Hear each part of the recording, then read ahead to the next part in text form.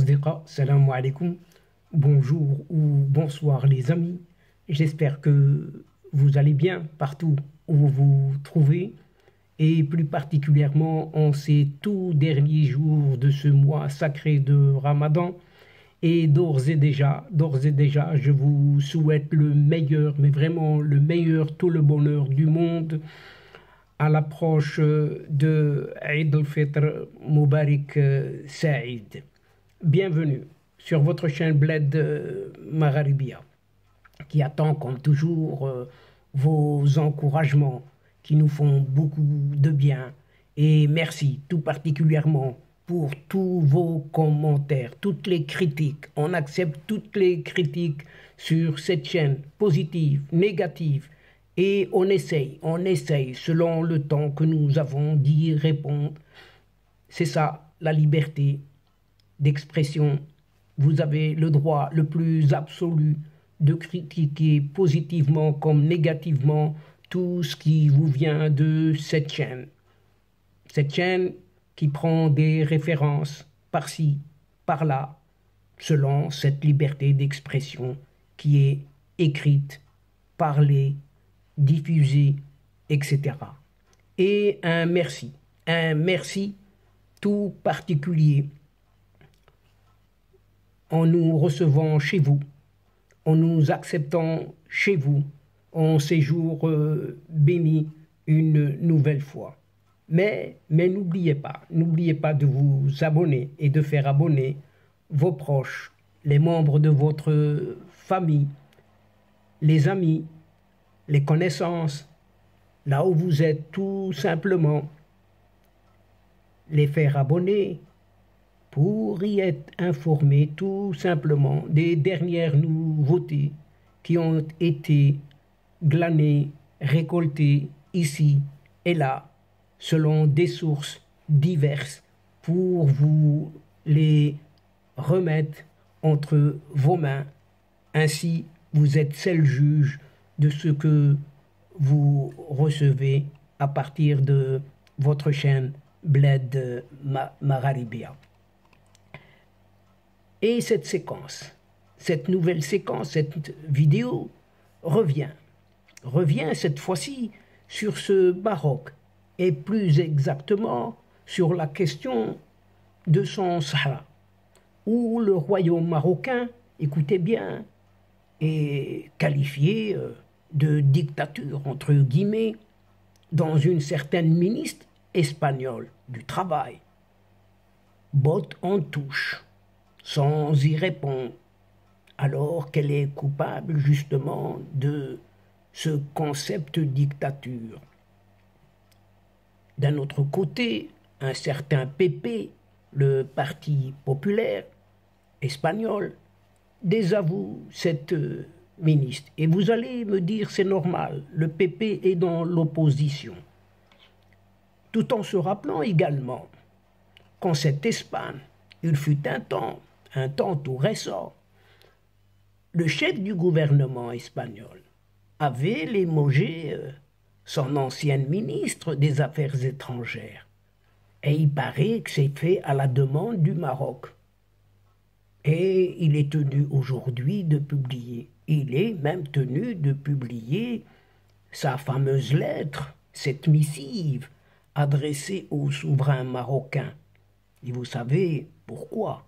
À propos de sa reconnaissance du Sahara. Et donc, chers amis, commençons par ce Maroc qui est qualifié, et pas par des moindres, par une certaine ministre du travail espagnole. Elle a qualifié ce Maroc de dictature. Donc, en effet, cette ministre, aujourd'hui, après avoir affirmé cela, botte en touche à chacune de ses interventions devant la presse. Et en effet, la ministre espagnole du Travail, de Yolanda Díaz, c'est d'elle qu'il s'agit, évite d'entrer dans plus de polémiques avec un certain Iglesias Podemos. Iglesias Podemos, c'est ce fameux opposant d'extrême gauche espagnol qui sont au gouvernement de gauche, soi-disant, entre guillemets, et où le Maroc, après avoir qualifié ce Maroc même de dictature, et pas moins que ça, déclarant qu'elle se concentrait aujourd'hui sur une certaine politique utile. Fermons les guillemets ici. La deuxième vice-présidente, c'est d'elle qu'il s'agit, elle est deuxième vice-présidente, a évité mardi dernier en conférence de presse de répondre aux questions sur sa position envers le Maroc, alors que le mal est venu d'elle. C'est elle qui a déclaré cela. Et maintenant, elle déclare ses distances avec Podemos, où l'ancien vice-président, un certain Pablo Iglesias, qui était président justement de Podemos, ce parti d'extrême gauche. Et lors d'une apparition à New York, après avoir défendu une certaine résolution sur l'économie sociale devant l'Assemblée générale des Nations unies, eh bien, cette Yolanda Díaz a été interrogée par les médias sur diverses questions liées à son interview de dimanche dernier dans une certaine émission Salvados.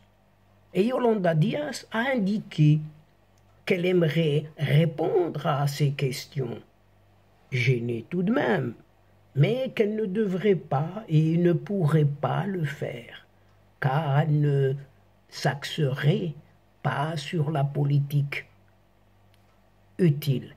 En tout cas, c'est ce que rapporte ici Europa Press.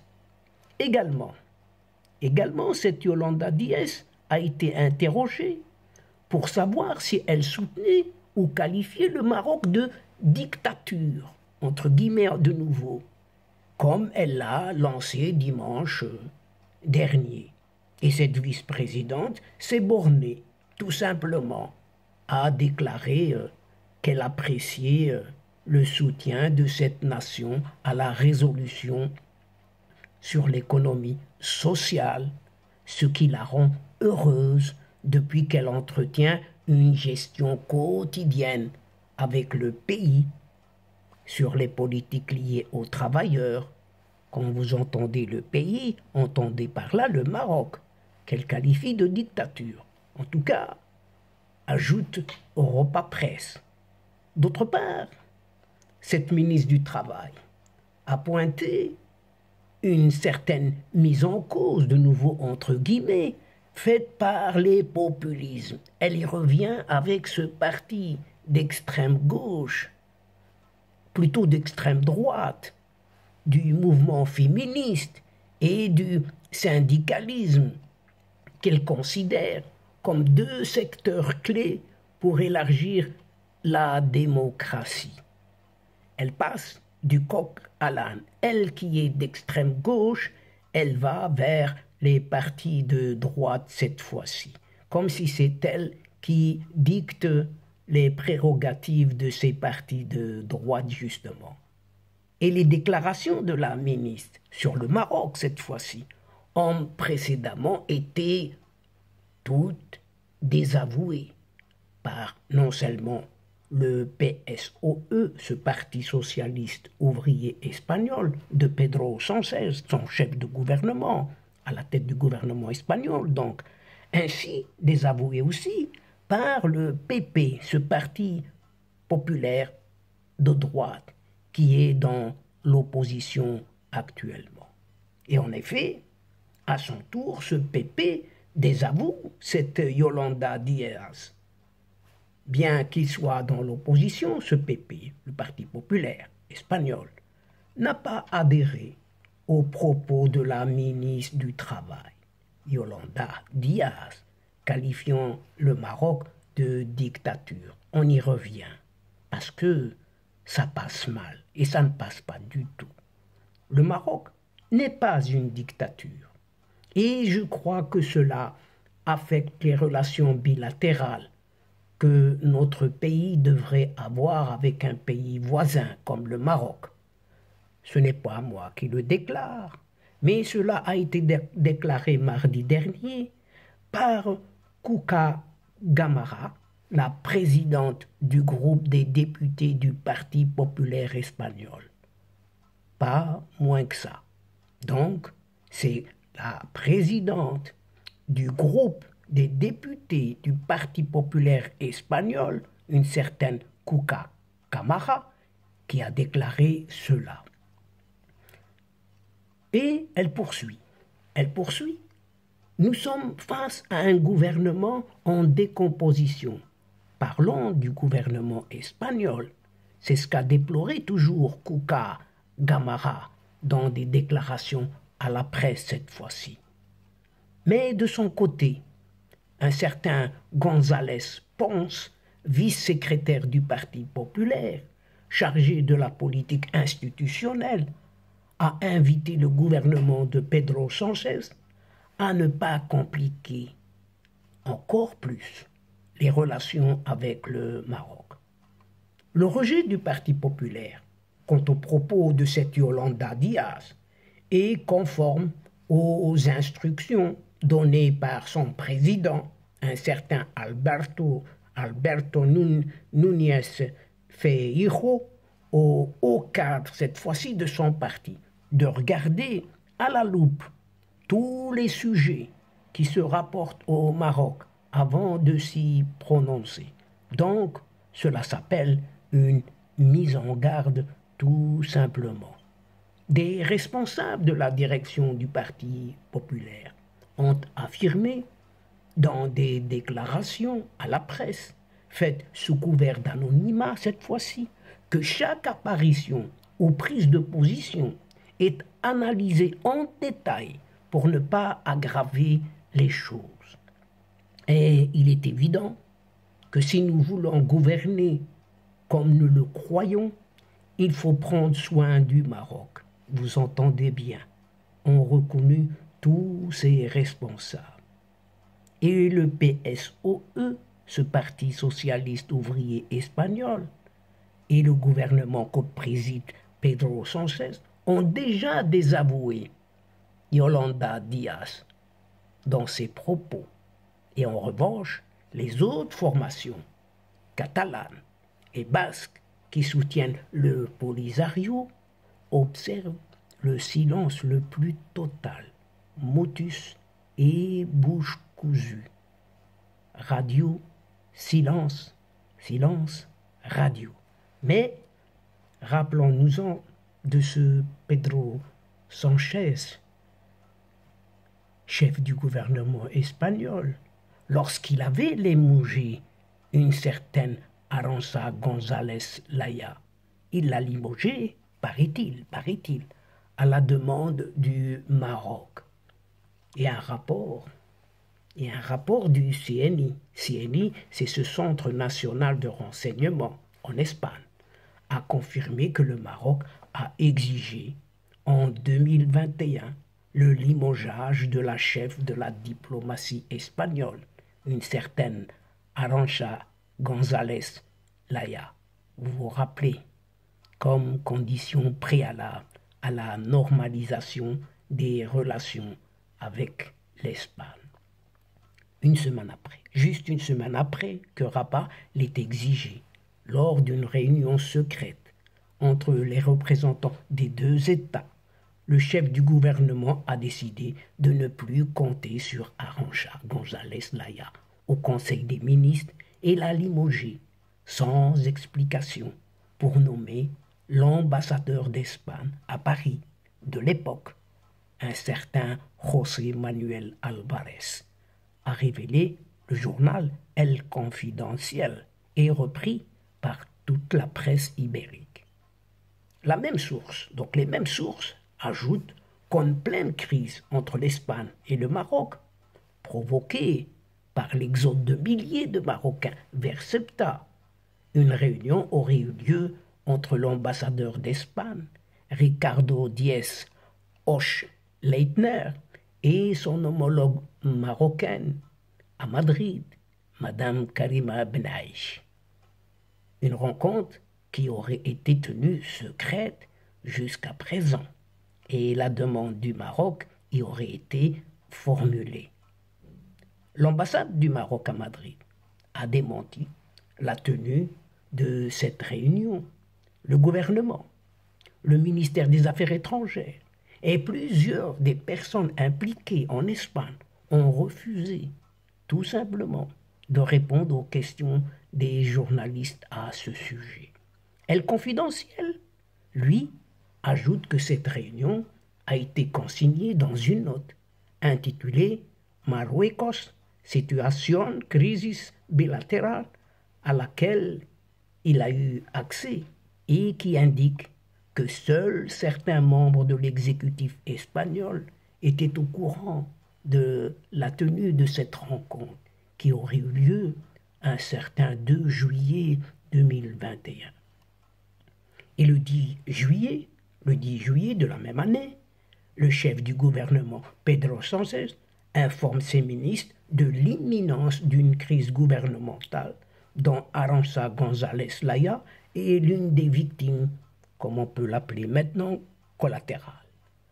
Son remplaçant n'est autre que ce José Manuel Álvarez, s'est depuis lors fixé comme objectif d'améliorer les relations avec le Royaume du Maroc. Ajoute toujours la même source qui explique que sa prédécesseur était au centre des critiques marocaines concernant, entre autres, cette entrée fracassante de ce Brahim Ghali. Brahim Ghali, c'est alias Mohamed Ben Battouche, vous l'avez reconnu, qui est entré en Espagne. De plus, même après son limogeage de cette Arantxa González Laya, son limogeage, elle a dû faire face à en plus de tout cela, une procédure judiciaire déposée en mars 2022 pour déterminer si l'arrivée de ce chef du Polisario, Brahim Ghali Ben Battouche, s'était déroulée de manière régulière. Et on en doute bien évidemment. Passeport algérien, avion présidentiel algérien, entretien algérien, argent algérien, etc., etc. Donc on en doute de ce qui s'est déroulé de manière régulière ou irrégulière, allez savoir. De plus, Pedro Sánchez est tenu de publier cette fameuse lettre, cette missive adressée à Mohamed VI à propos de la reconnaissance du Sahara marocain. En effet, le gouvernement espagnol est tenu de révéler la lettre originelle que Pedro Sánchez avait adressée un certain 14 mars 2022 au roi Mohamed VI, portant sur le soutien au plan marocain d'autonomie au Sahara. Il s'agit, au fait, d'une décision de ce qui est appelé le CTGB. CTGB, c'est ce Conseil de transparence et de bonne gouvernance, un organisme public et indépendant créé en 2014 en réaction à une demande formulée par un certain média, El Débat. Ce journal devra prochainement recevoir la lettre originelle, supposée rédigée en français par le gouvernement. C'est ce que se félicite ce journal El Débat ou ce média. Le CTBG a constaté dans sa décision qu'il y a un retard de près d'1 mois déjà dans l'émission et la notification de la résolution et convient donc de rappeler à l'administration que le respect du délai de réponse maximale est un élément essentiel du contenu du droit constitutionnel d'accès à l'information publique. C'est ce que rapporte ici toujours la même source. Le ministère des Affaires étrangères avait allégué le 15 juin 2022 dans une réponse au Conseil de transparence et de bonne gouvernance de préjudice qui résulterait de la publication de la lettre sur les relations extérieures et la confidentialité dans la prise de décision politique pour ne pas se conformer à la décision du CTBG, mais des considérations rejetées par l'organisme public. Le mystère qui tourne autour de cette missive, de cette lettre donc, du 14 mars 2022, alimente actuellement le débat politique en Espagne. Et José Manuel Álvarez a éludé lors de son passage le 20 février dernier devant la Commission des Affaires étrangères de la Chambre des représentants les nombreuses questions des députés de l'opposition et de la majorité, ainsi que des formations qui soutiennent l'exécutif, portant sur la teneur exacte de la lettre envoyée au roi Mohammed VI.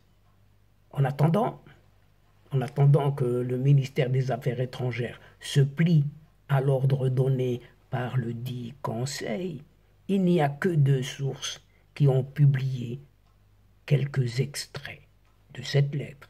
D'abord, le cabinet royal, dans son communiqué du 18 mars 2022, annonçant l'appui de Pedro Sánchez à l'initiative marocaine d'autonomie au Sahara. Et ensuite, un article d'El País datant du 23 mars de la même année. Il n'y a que ces 2 parties-là qui ont publié quelques extraits de cette fameuse lettre adressée par Pedro Sánchez au roi Mohammed VI. Et donc, chers amis, mesdames et messieurs, c'est ici, sur cette qualification de dictature, entre guillemets, du Maroc, totalement désavouée par ce Parti socialiste ouvrier espagnol et par le Parti populaire, que le chef du gouvernement espagnol avait aussi limogé sa ministre des Affaires étrangères d'antan, et il est tenu aujourd'hui également de publier sa lettre adressée au souverain marocain à propos de la reconnaissance du Sahara. Et c'est ici, sur tout cela, que prend fin cette séquence, tout en prenant congé de vous, mais nous espérons vous retrouver très très bientôt avec un immense plaisir et comme d'habitude, bien sûr. Aussi, merci pour votre participation, de nous suivre jusqu'au bout des séquences, sans oublier de nous aider mutuellement, d'aider votre chaîne en vous y abonnant et de faire abonner vos connaissances, vos proches, vos amis, les membres de votre famille, là où vous êtes tout simplement, afin d'être informés rapidement, très rapidement et comme il se doit.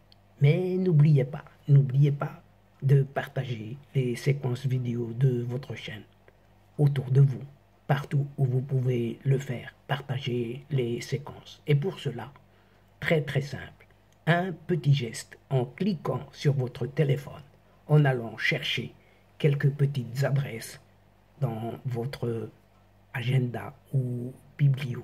Et le tour est parfaitement joué. Ça va vous prendre que quelques petits instants, pas plus que ça.